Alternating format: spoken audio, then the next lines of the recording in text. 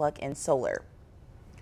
Prediction market Kalshi sued Illinois on Tuesday, seeking to block new taxes and license requirements set to take effect July 1st.